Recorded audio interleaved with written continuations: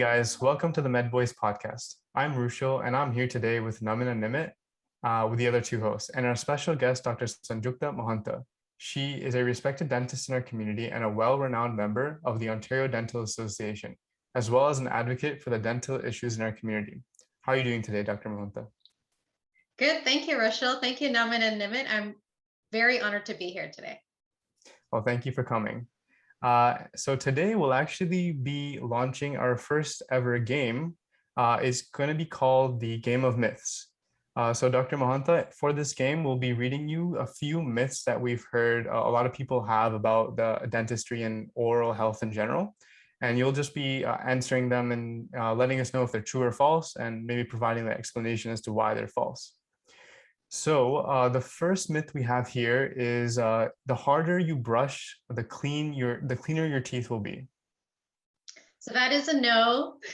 Definitely do not brush hard, because you can actually cause a lot of damage to your teeth. You can actually remove the enamel. You can even remove the gum over the roots. So it's not about brushing hard. It's about brushing in the right way. So you should always make sure that your toothbrushes have soft or extra soft bristles.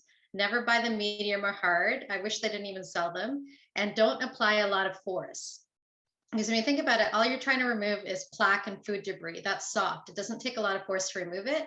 So using a hard force or hard bristle toothbrush is akin to, wiping your glass table with a scouring pad. You're going to scratch the surface. A glass table just has dust on it. You can clean it with a tissue. So think of it the same way with your teeth. Do not use a hard brush. Do not use hard force. Okay, got it. Yeah, I guess I'll be using that quite a lot, because I think I have a a brush with pretty hard bristles. So I think I'm gonna go change that tomorrow. Oh, that's good. Thank you. Okay, well, the second myth is sugar-free soda doesn't harm your teeth. That is also a myth. So yes, sugar-free soda does not have any sugar, but it still has acid. So acid damages the teeth. So regular soda damages the teeth more because it has acid and sugar, but sugar-free soda also damages your teeth. So if you really need to drink pop, my suggestion is to drink it fast. So that way the sugar is not on your teeth for very long, or the acid. And the other thing is, don't swish it around your mouth. So decrease the frequency and duration, and just make sure it goes to the back of your throat as much as possible and not on your teeth. So water is actually the best drink. No sugar, no acid. Okay, well, I hope our viewers start drinking water more often. So the third myth is white teeth automatically means healthy teeth. That's false. Just because it's white on the outside doesn't mean that your gums are healthy. Doesn't mean that there are cavities. You could have cavities underneath. So it's great that everyone's trying to pursue that beautiful white smile and whiten their teeth, but that should be something they do in addition to cleaning their teeth and having a diet that's low in sugar and low in acids. That way they have healthy teeth, healthy gums, and on top of that, they also have white teeth. Okay, yeah. I mean, I guess a lot of people are just obsessed with the fact that we need to keep our teeth pearly white, but I guess it goes a lot more deeper than that. Yeah, that's true. So the final myth we have here is braces are for only when you're young. No, that's also a myth. That's false. So some of my friends are orthodontists, and they said that actually half of their patients are adults, and some of them are even seniors over 65. So braces can be done at any time of your life. Of course, we don't do it on young children, but it can be done at any phase. And obviously the best time to do braces is around that age when you're growing, around age 12. But if you want to improve your smile at an older age, that's great as well. I had braces and it was the best thing I did. So I encourage everyone who's unhappy with the way their teeth lined up is to get braces. That's some great advice. And that's the end of the game for this episode. So we hope you enjoyed that little game, Dr. Mohanta. Yeah, it was great. What's my win? Well, you know what? You'll get your prize after the podcast. All right, thank you. That. I think Rushil has a lot of trophies to give you, so. Oh yeah, that's right. Yeah. Yeah, I want some of those math trophies. Okay, you can take one. Go ahead. Okay. Okay, well, Naman, we can get started with the Yeah. first question. So I guess I'll start with the first question. So my first question was, what do you like most about your work, and what do you find challenging about your profession in general? So the thing I like the most is the patience. It is so much fun to see someone different each hour. I equate it to the old TV show Cheers, which is set in a bar where, people kept coming in and out and, you're talking to them, catching up. I feel like my job is the same way, but instead of giving a beer, I'm giving a filling. So I love, seeing patients grow up with me and seeing how they're improving their oral health and how they're improving their life as well. So definitely it's the patient's number one. Mm-hmm. As far as challenging, what's the most challenging? Certain procedures can be challenging. Something even as simple as a sealant can be the worst part of my day because I can't keep the area dry to do the sealant. Mm-hmm. So when things go really well and smoothly, it's like doing a beautiful choreographed dance.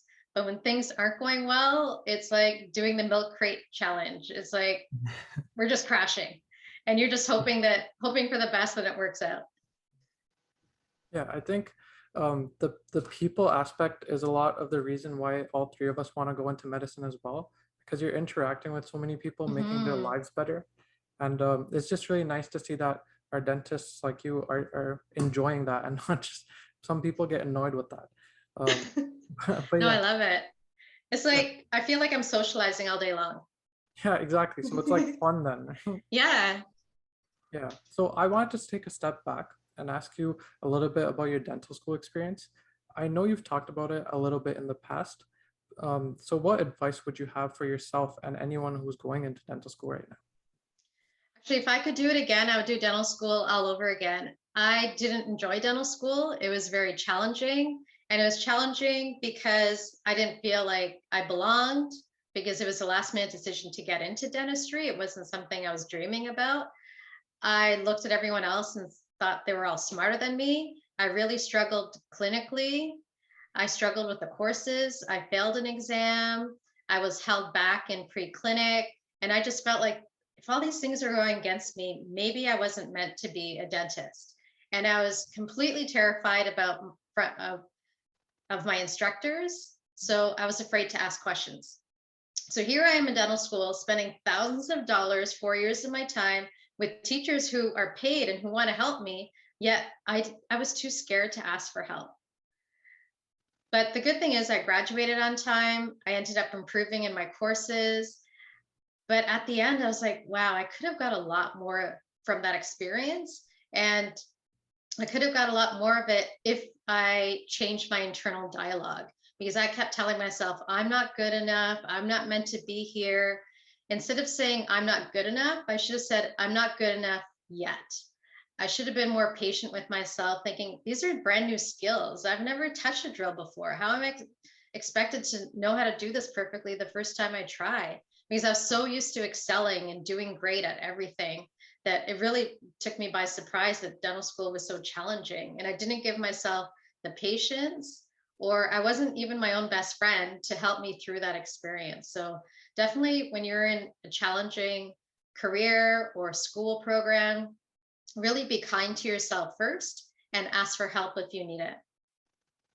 Yeah, honestly, like I feel like that really resonates with a lot of students that are even transitioning from high school to university. I know like myself, it was kind of a difficult transition, I'd say. I feel like I have the same sort of regrets as you in terms of not really like being involved at school, not really like taking full advantage of all of my resources. So I feel like that's a contributor, but in the end, I guess we live and learn, right? And can't go back and change the past. And we gotta improve, I guess, and that's the main thing.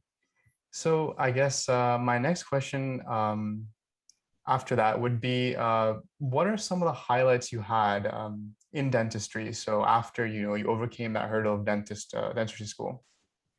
The highlights of my career actually have nothing to do with dentistry.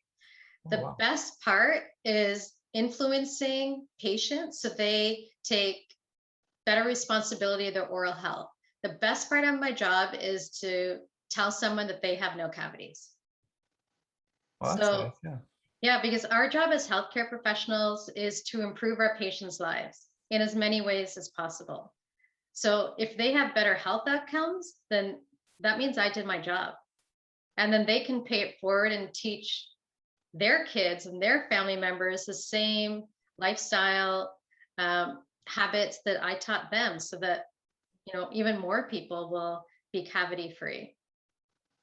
Yeah, definitely. And so this question is sort of like a two-parter question.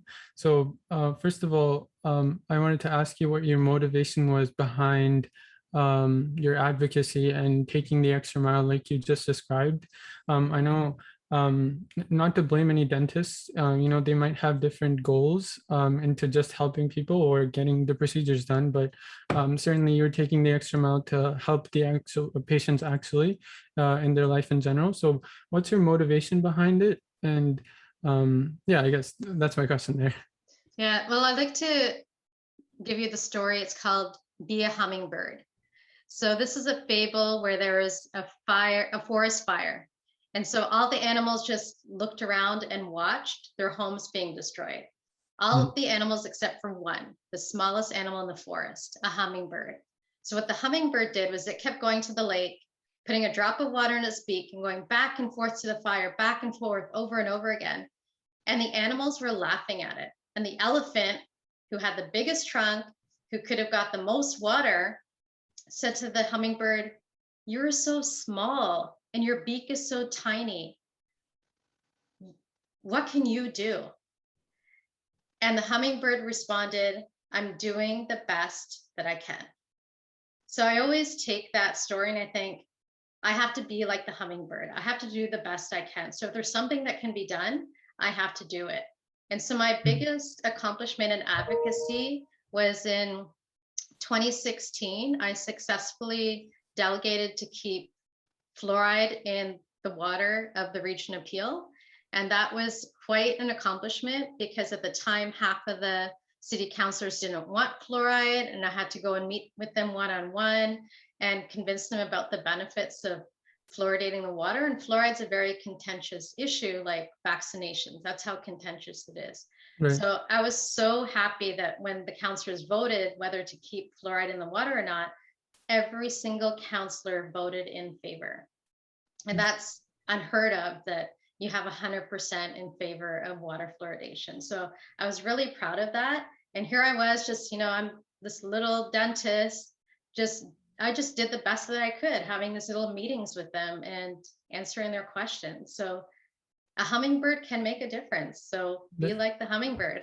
That's actually very interesting. And we're all really proud that you were able to accomplish something like that. But yeah, I guess like the second part of my question was that we felt as undergraduate students that medicine takes up our entire life, basically. So we've tried, just like starting this podcast, we've tried sticking our leg into every small creative thing that we like to do. Like I started doing poetry, Nimit's really into reading, and Rushil's starting to get into sports as well. And it's a little bit of gaming as well. But we're trying to stick our legs into some things that we like to do. So was there something that you kept as important, you kept as something necessary that you wanted to do in your undergraduate or even like graduate years that you were or weren't able to do because of dental school? Actually, I was always involved in committees and clubs in high school. And I was glad that even in dental school, even though I felt like I was an inferior dental student, I stayed involved with the organized dentistry part of it, which I loved, because then I felt self-worth, that I could still do something outside of academics where I can make a difference. I was praised, I got an award for it.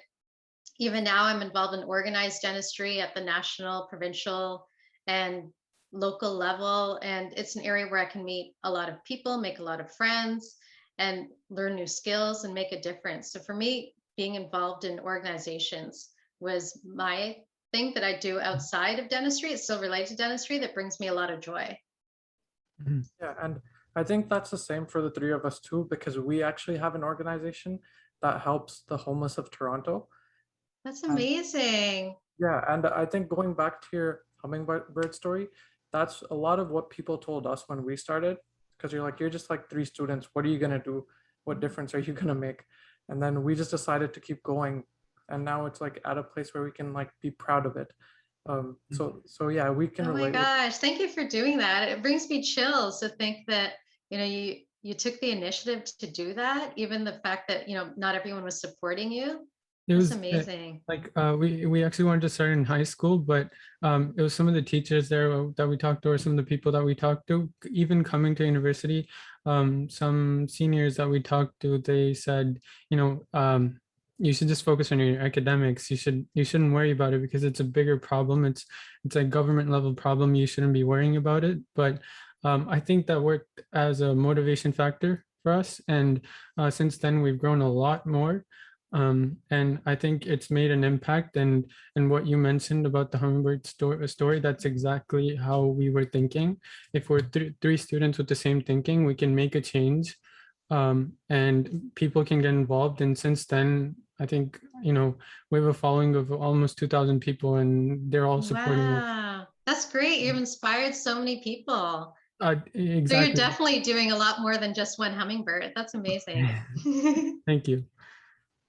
Yeah, but I think my question was related to that too, because all this time you put into advocacy and all these different things is kind of time that you've volunteered out of your life, out of your family life, your personal life, all of that.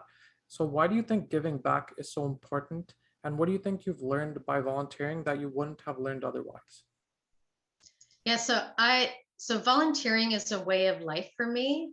It's selfless sacrifice. It's actually not just, these volunteering events that I do. It's the way I live every day. So I'll just give you a story relating to that. One time I was walking with my friend and a stranger walked by and my friend went, "Good morning." And the other person didn't respond. And my friend said, "What a jerk. He could have said good morning back." And I said, "Wait a second. Are you saying good morning because you want the other person to say good morning back?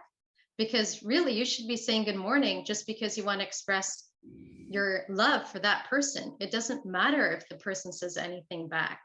And that is what volunteering is. It's selfless sacrifice. So if you expect something in return, you're never going to be happy. That's not volunteering. So that's self-serving. So I always found so much happiness with just spreading love and not receiving anything back.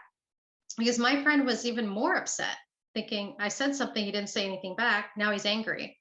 Whereas I was walking with joy because I was saying good morning to everyone and I didn't have any expectations. So if you have something to give it, and you'll find so much peace coming back to you. And there are so many things that I learned volunteering that helped me in other facets of my life. I met people I would have never met. I learned about issues that I had no idea even existed. I learned about organization and social media and raising money. And I mean, that is help and time management. And my best friends are people that I met through volunteering. So there's so much more that I got out of volunteering that I probably even gave. So I really encourage everyone to volunteer, even if it's just picking up some garbage from the park, saying hello to someone. That's also volunteering. It's giving of yourself without any expectations.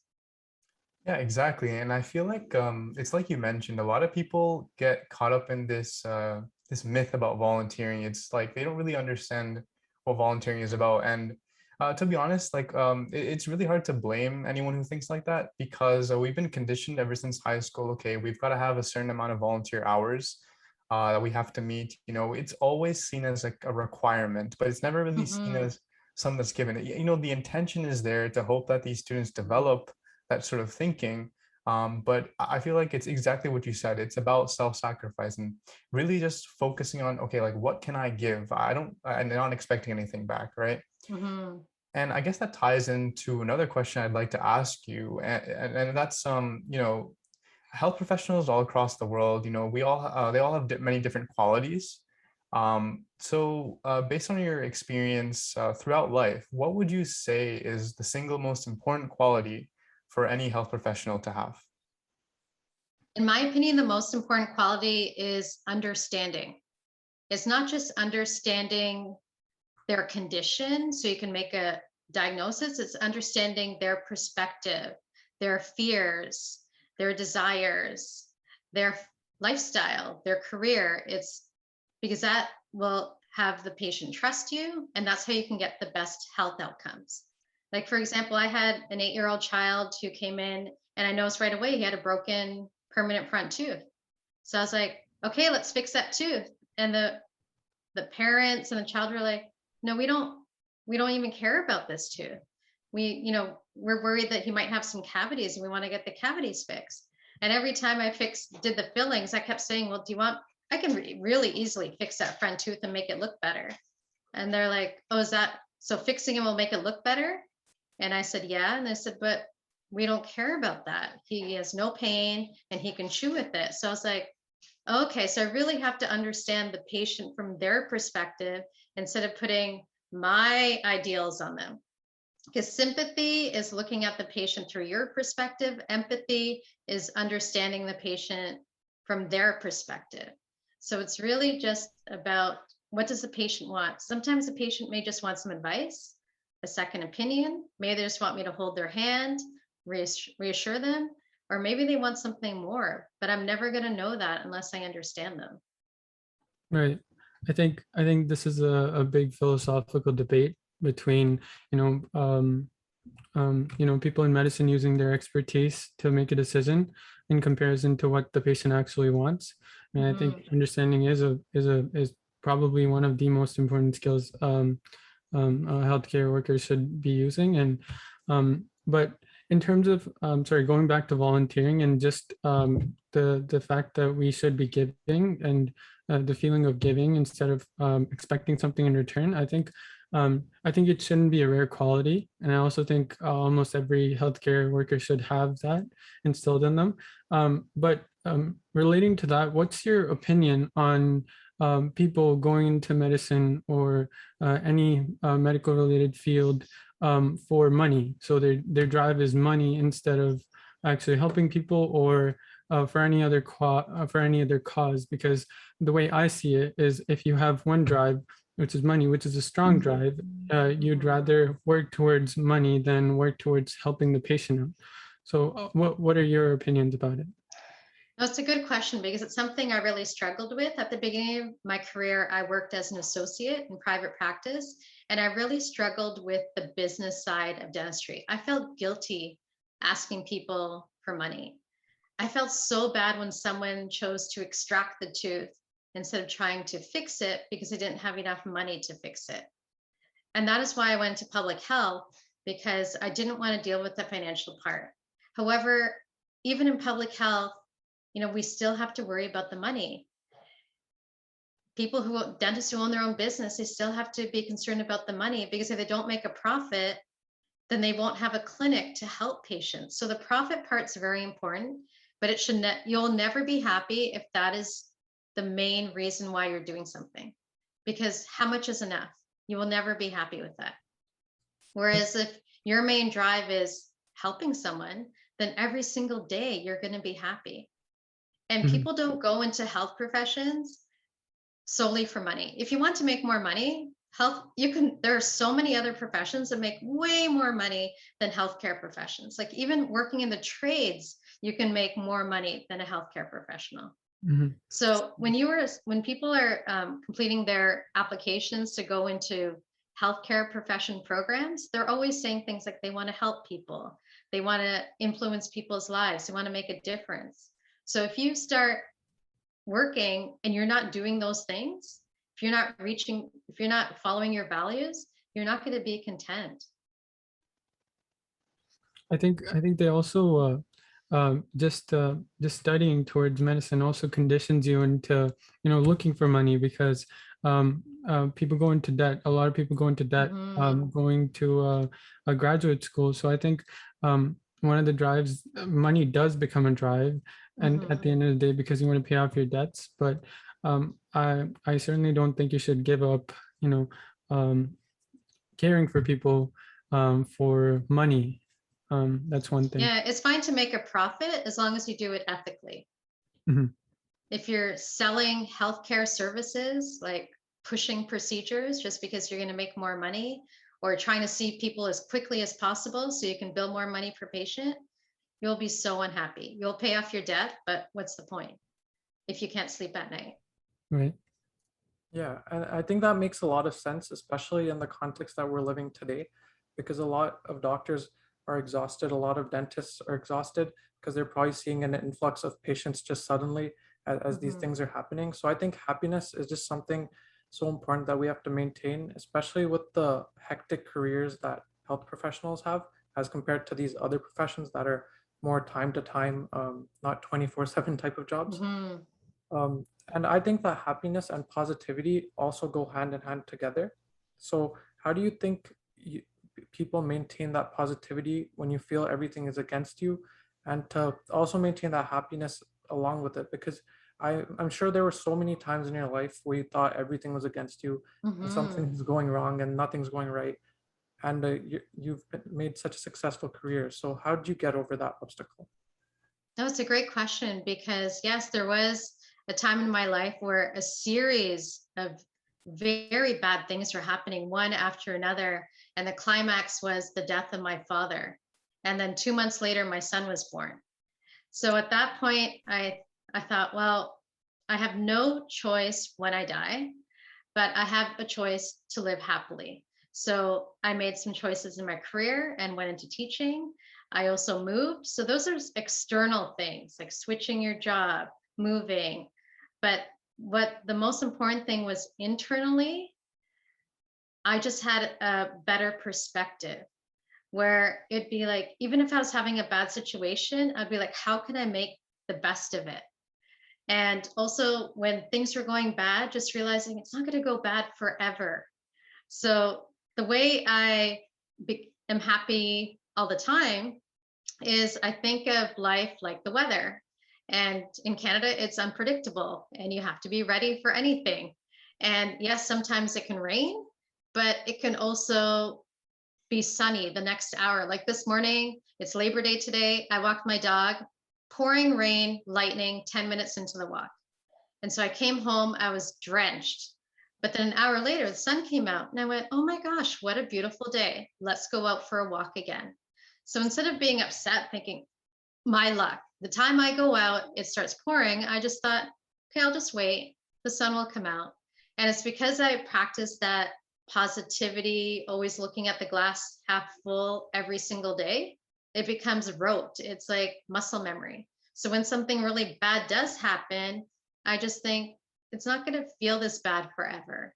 Or what can I do so that, this doesn't hurt so much? So I could have had an umbrella. That would have been better. Things like that. Or, just being prepared. So that way I'm prepared for worst case situations. And being prepared also means having a network of people around you who can help you. So those are your umbrellas. So and also your mindset. Never think, woe is me, why me? Because then you're going to be stuck in that rain puddle. Instead, just think, okay, what can I do to make my situation better? And tomorrow the sun's going to come out. Yeah, I'm very sorry to hear about your father. It's obviously a very traumatic event, and I'm just so happy that you were able to rebound from such a traumatic event, and I really do admire your optimism. It really is something that I personally struggle with on a day-to-day basis. Even when I'm stuck in traffic, it's simple. It's a simple thing as even being stuck in traffic. It's like, come on, why is there so much traffic when I decide to go out, right? Exactly. It's a recurring thing with me, and I feel like I can speak for a lot of people as well. So to fix that isn't an easy thing, but No, and that's a good example because we know we're all going to be stuck in traffic. All of us live around the greater Toronto area. So traffic is every day. So just be ready. You have some audiobooks and music to listen to, some snacks, be ready for it. So then, like, what would you say? Like, what would you say is like the best advice to practice sort of being positive, being mindful of that kind of situation? How would you like overcome that or like change that mindset? Actually, the pandemic has helped a lot because the pandemic has taught us that there's a lot of uncertainty, and just to be resilient. And being resilient means, taking care of like self-care, being connected with other people, practicing positive self-talk. So I'm very mindful of what I'm saying to myself. So I consider myself my own best friend. So if I catch myself saying things like, "Oh, you idiot, why did you take this road? Now you're stuck in traffic." Then I'll say, "No, you're not an idiot. Yes, the traffic is bad. What are my choices here? I can call my friend and say I'm going to be late. I can turn around and we can reschedule the event. I can just sit here and enjoy the view." So that is what's helped a lot is when I can't change things, I think, okay, how can I improve the situation where I'm not so stressed about it? So I practice meditation, mindfulness. So even when I'm brushing my teeth, all I'm thinking about is brushing my teeth, nothing else. I'm not thinking about all of my mistakes. I'm not thinking about everything I have to do today. And that way I can focus on one thing at a time. That's actually very inspiring. We make one mistake on a test or something, and then it's a whole day gone just thinking about that mistake. We've been through that so many times, but I think it's very interesting to think about it from a psychological perspective. We've all studied a lot of psychology, and we've learned that a lot of studies have showed that social support is always beneficial for someone, and the fact that you are your own support and you've helped yourself become a better person, and like I can tell you have a smile on your face the entire time, always, and I'm sure that was always the case. And did you have some sort of a social support when you were studying until now, or was it always you trying to make yourself a better person and working on yourself? Actually, I'm really lucky that I have so many good friends. I really connected with my classmates during dental school because we're all struggling at the same time. And I'm really good friends with them now, even like 22 years after I graduated. And I have so many friends from all of my volunteer work and even, people who live near me, so that when the pandemic hit, it actually didn't affect me mentally.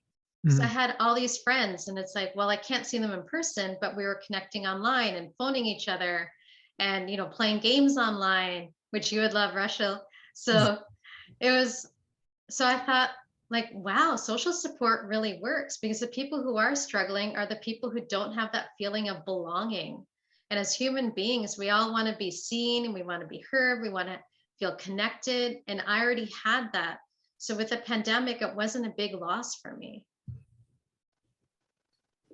Yeah, and I think with the very positive note and all these strategies, that brings us to the end of this podcast.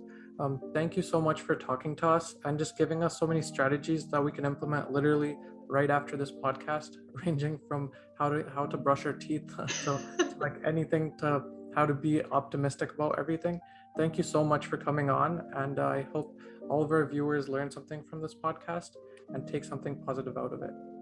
Oh, you're welcome. And if anyone wants to ask me questions, ask me for some advice, they can reach me on Instagram at Dr. Sanj Mohanta. So I wish you all the best of luck. And I'm so thankful to be here on this podcast with you.